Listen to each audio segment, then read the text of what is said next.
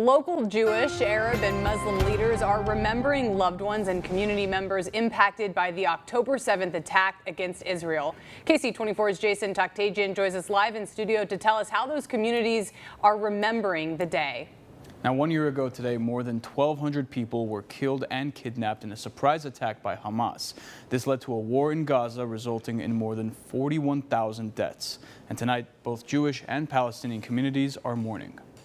Today signifies 76 years of resistance. A message in mourning. The hostages are still in captivity, and we're hoping not to have to mourn for them. Resonating on both sides of the Israel-Hamas conflict, both Jewish and Palestinian supporters remembering 1 year since Hamas's surprise terror attack in Israel. What's important to remember about the rockets coming in from Hezbollah is that those are happening almost daily, and that's been going on for not just since October 7th, it's been going on even before that. Rabbi Rick Weiner says Temple Beth Israel has already hosted a gathering to remember the more than 100 Israeli hostages still in captivity. Yesterday we screened a film that has been out for some time about especially the sexual violence that was perpetrated on the Israeli women and girls, and it's ongoing. Rabbi Rick says the temple has displayed the hostages' names and faces for months. He hopes local relationships between Jewish, Arab, and Muslim communities can heal. Things are pretty strained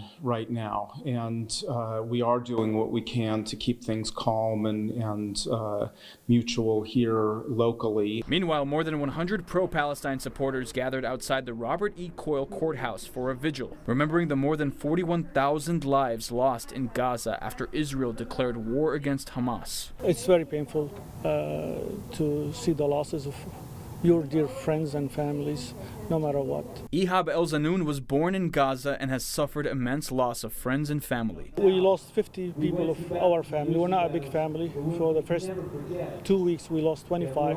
We didn't learn about them until 6 weeks after that, when the hospital, the health minister released names. He says his people have suffered for too long. At age 4, probably I did not realize the importance of land and people, but when I visited my parents in 2022 and engaged with the people there, I feel for them. And a similar message is being sent out by Rabbi Rick: end the violence. There are people throughout who are experiencing really difficult loss, and every one of them has a right to stand up and say, we want this to end.